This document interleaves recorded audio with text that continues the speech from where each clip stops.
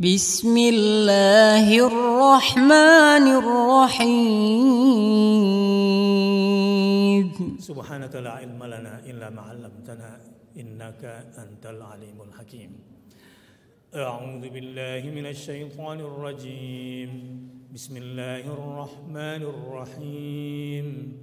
Qul a'udzu birabbin nas, malikin nas, ilahin nas, min syarril waswasil khannas, alladzi yuwaswisu fi sudurin nas, minal jinnati wan nas.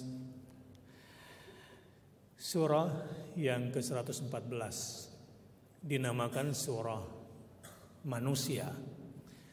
Kenapa kok namanya surah manusia? Padahal kan yang melakukan kejahatan ini minal jinnati wan nas.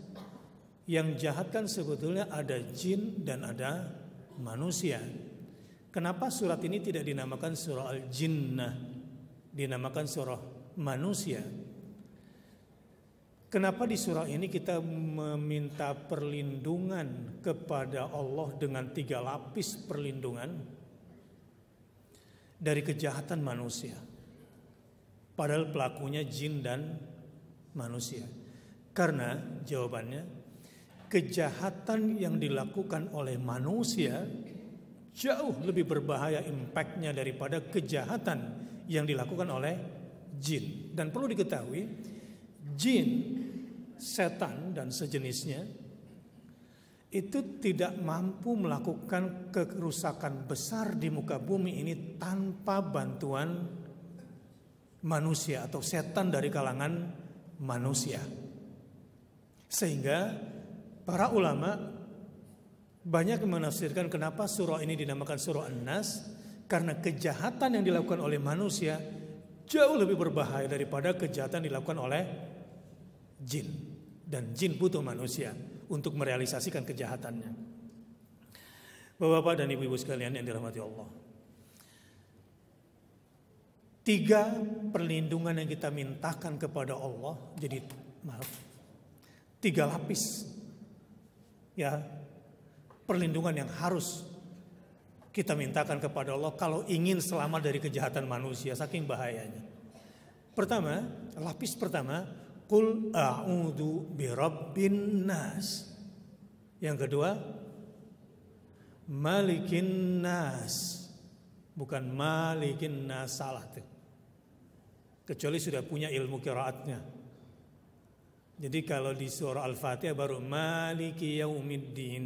Kalau di surah An-Nas bukan malikin nas, ini salah. Yang betul adalah malikin nas. Yang kedua, kalau ingin selamat dari kejahatan manusia, itu mohon perlindungan yang kedua setelah yang pertama. Mohon perlindungan kepada Allah sebagai Rabb manusia, Tuhan as a Lord manusia. Dan yang kedua, Malikin Nas, penguasa manusia. Dan yang ketiga, Ilahin Nas, sesembahan manusia. Bapak-bapak dan ibu-ibu sekalian, kita nggak akan selamat. Nggak akan selamat kecuali dengan triple protection ini. Dari satu kejahatan yang sangat berbahaya. Apa kejahatan yang berbahaya itu? Min syarril waswasil khannas. Penjahatnya adalah kejahatan si waswas. Alladzi waswis. Waswas itu dalam tafsir bisa berarti asyaitan. Jadi nonton acara waswas di TV berarti nonton acara waswas itu, asyaitan. Jadi ada setan yang bernama waswas yang kerjanya yuwaswis gitu. Membisikkan min syarril waswas. Jadi cara kerja dia adalah memberikan bisikan-bisikan, merasukkan, menghujamkan bisikan-bisikan jahat bisikan-bisikan kotor ke dalam jiwa manusia.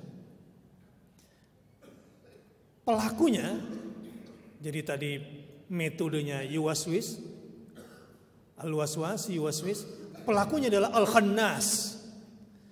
Dia berada di balik semua ini.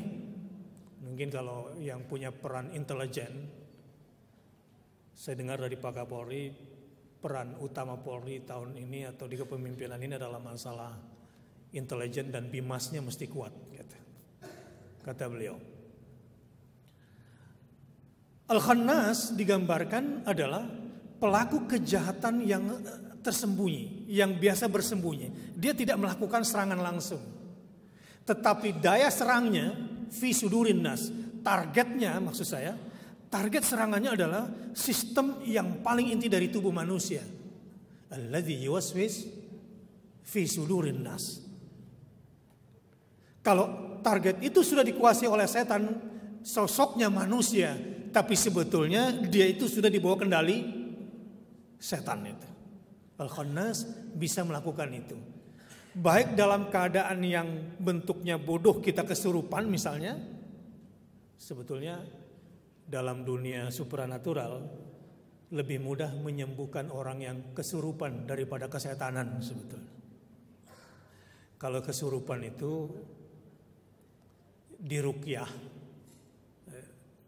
itu selesai. Tapi kalau kesetanan ini yang berat. Kesetanan ini yang mana ya? Doyan maksiat, suka kepada yang haram.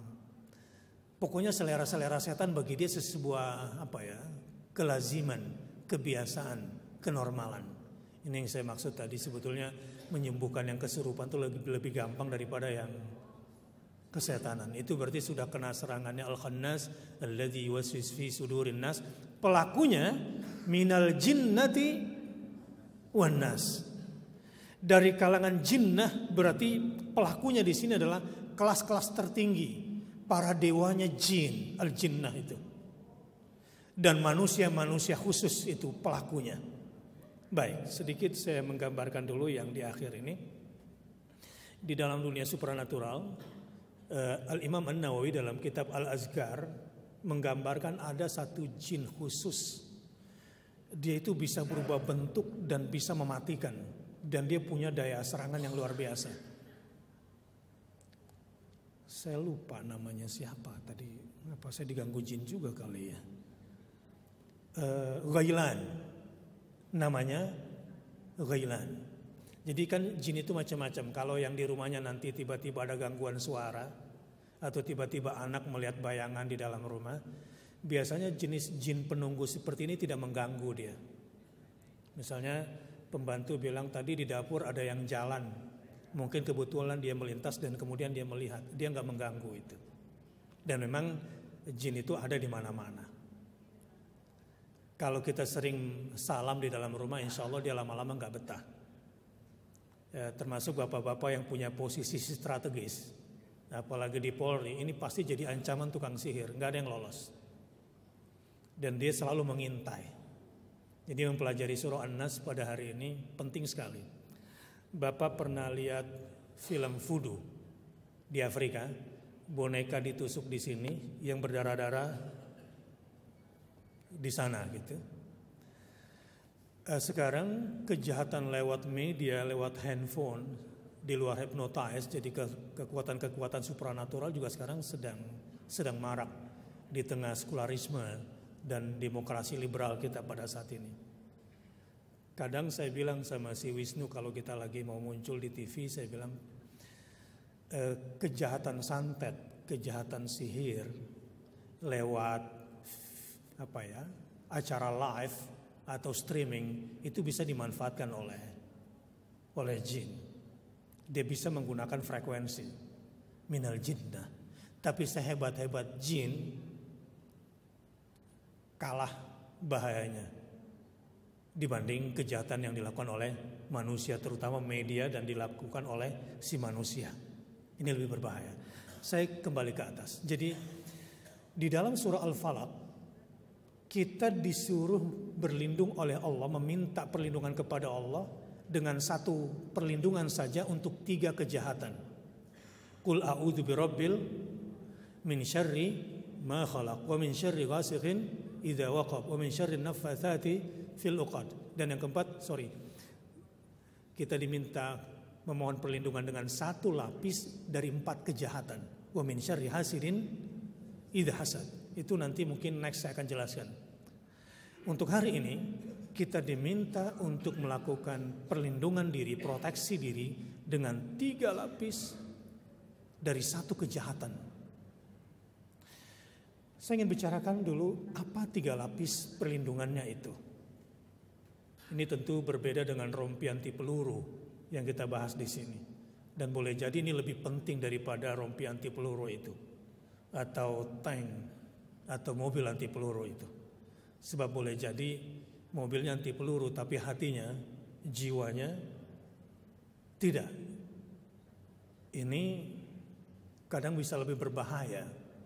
Orang yang hatinya sudah dikendalikan oleh setan tapi kemudian memegang jabatan misalnya. Ini lebih berbahaya. Pertama, qul, katakanlah wahai Muhammad. Jadi ayat ini ditujukan kepada Nabi Muhammad.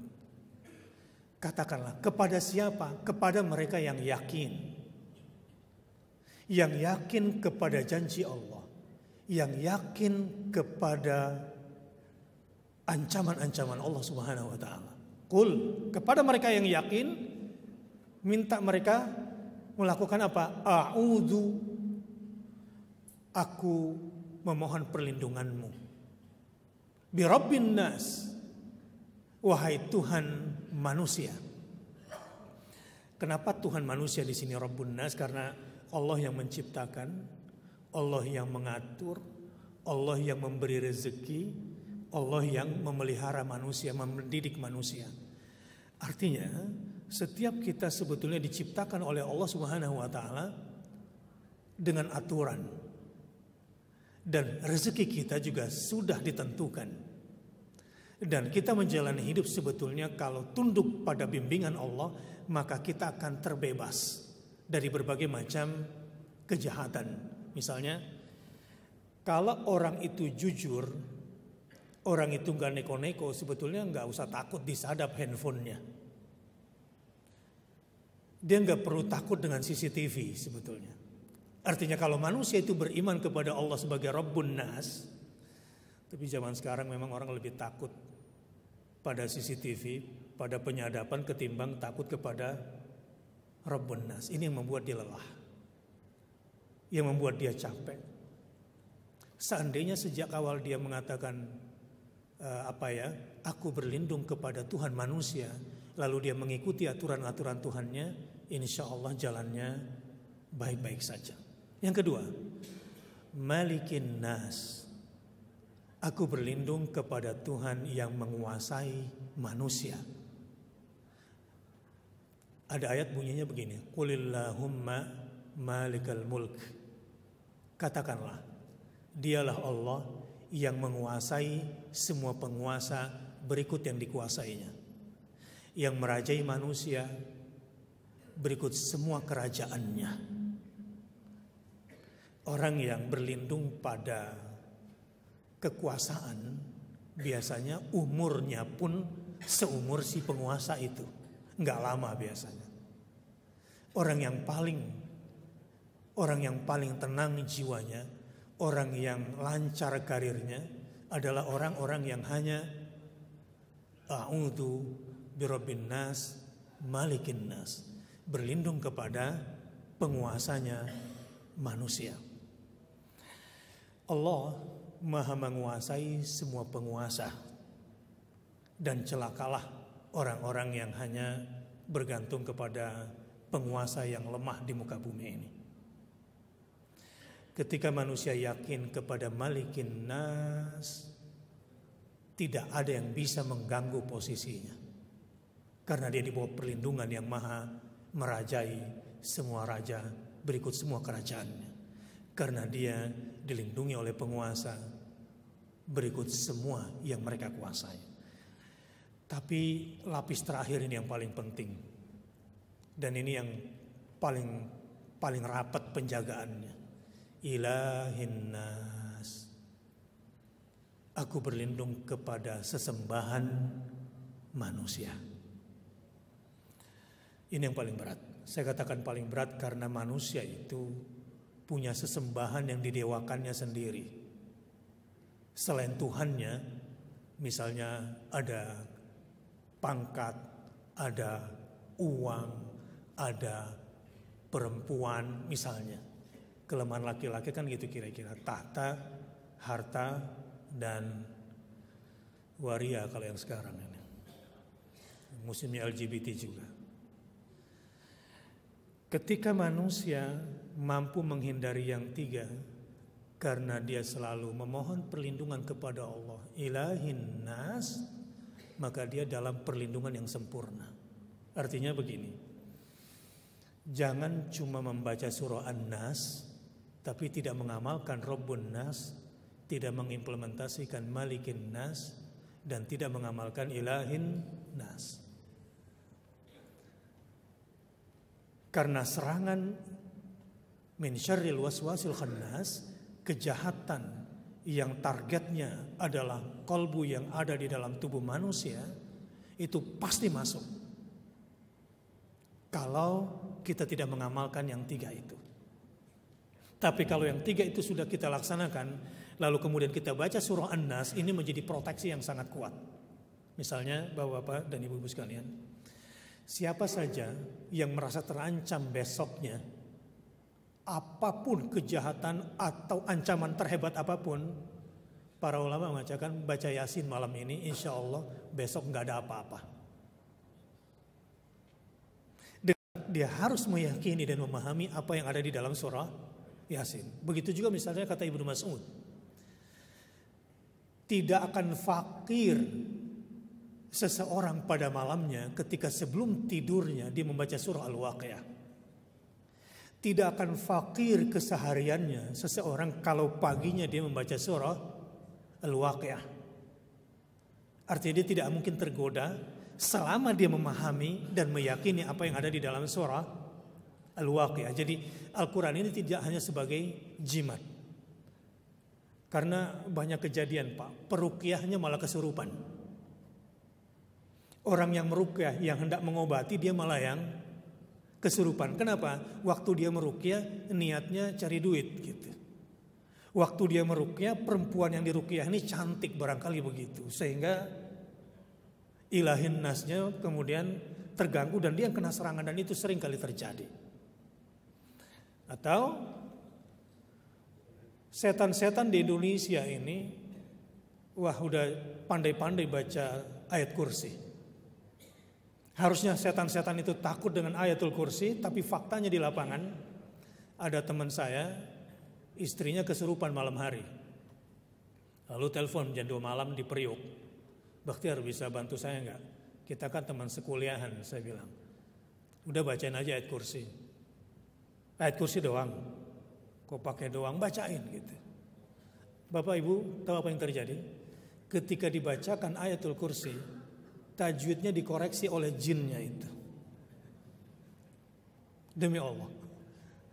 Jadi yang membacakan ayat kursi ini dikoreksi tajwidnya oleh si jinnya. Maknanya adalah bahwa efek daripada ayat-ayat Quran yang sangat agung dan mulia itu hanya berfungsi bagi mereka yang ikhlas, yang punya tingkat keyakinan yang kuat terhadap ayat-ayat yang dibacanya. Para ulama dan orang-orang yang saleh kadang tidak banyak yang dibaca. Misalnya selalu Al-Fatihah. Kan kita sering dengar membaca surah Al-Fatihah atau kirimkan surah Al-Fatihah. Itu surah Fatihah itu kan merupakan intisari seluruh Al-Quran. Itu kalau dibaca dengan pemahaman nilainya luar biasa.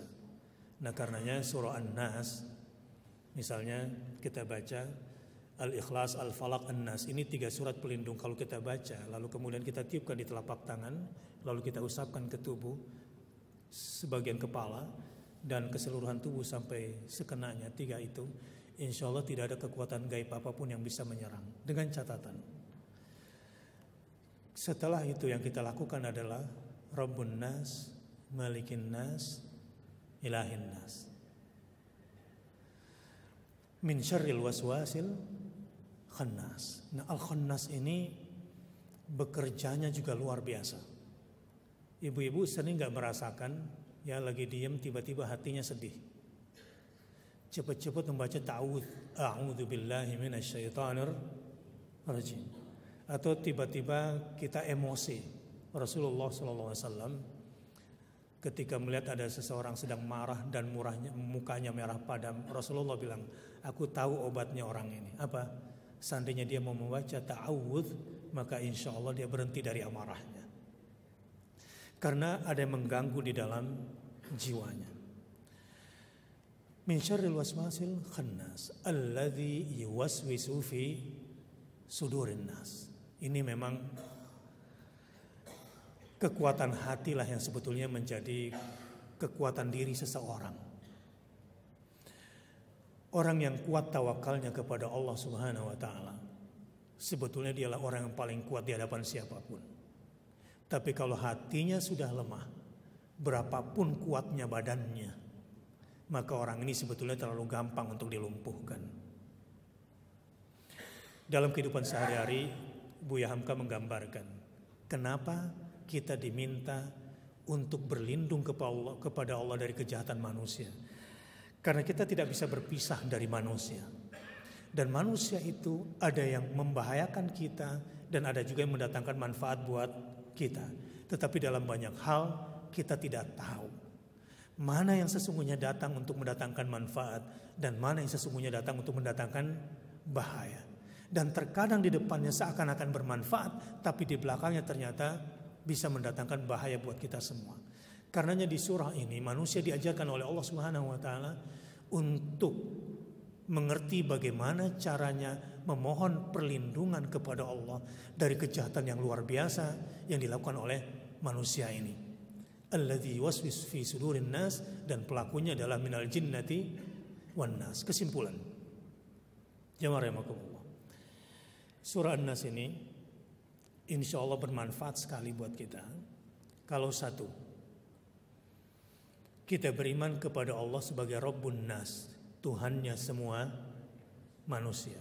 Misalnya, kalau ada orang mengaku kebal atau orang ini mengaku dikjaya, sebetulnya kita cukup ambil kelingkingnya saja dan kita bilang sama dia, saya cuma baca a'udzubillahi minasyaitonirrajim. Kalau saya potong dan kelingking Anda putus, kita kontrak dulu. Saya tidak bertanggung jawab terhadap operasinya. Ini baru Rabbun Nas. Karena yang saya tahu, dia bilang, dan ini saya juga sering melihat beberapa orang yang kuat pemahamannya seputar itu, sehingga tidak gampang tergoda dengan tindakan-tindakan mistik, tindakan-tindakan musyrik. Saya potong tangan kamu dan saya cukup membaca a'udzubillahi minasyaitonirrajim, tapi dengan catatan kalau tangan kamu putus, saya tidak bertanggung jawab. Berani? Niscaya dia tidak akan berani. Kedikjayaan seseorang itu biasanya kelihatan kuat kalau kita separuh meyakininya atau kita separuh takut kepada dia. Ini yang terjadi. Tapi kalau kita berkata Qul a'udzu birabbin nas, selama yang kita lakukan adalah sesuai dengan aturan-aturan Allah, selama yang kita makan, yang kita konsumsi adalah rezeki yang halal dari Allah Subhanahu wa taala, dan kita berjalan sesuai dengan syariatnya, percayalah kita sudah dalam lindungan Allah Subhanahu wa taala. Tetapi kalau satu hari kita kena musibah akibat maksiat, perbanyaklah istighfar. Terima saja kenyataan dan bersyukurlah, untung kita dibalasnya di dunia, bukan dibalasnya di akhirat. Yang kedua, Malikin Nas. Ini persoalan mendasar. Orang yang paling berbahagia di dunia ini adalah orang yang tidak dihalangi ketawakalannya kepada Allah dengan benda apapun, dengan kekuatan apapun. Orang yang paling berbahagia adalah orang yang berkata, hasbi Allah, la ilaha illa huwa, alaihi tawakkaltu, wa huwa rabbul arsyil azim. Cukuplah Allah sebagai pelindungku. Tidak ada sesembahan selain Dia. Dan Dialah Tuhan pemilik arasy yang agung itu, yang merupakan arasy itu nanti kalau di akhirat, di padang mahsyar, itu akan menjadi pelindung manusia.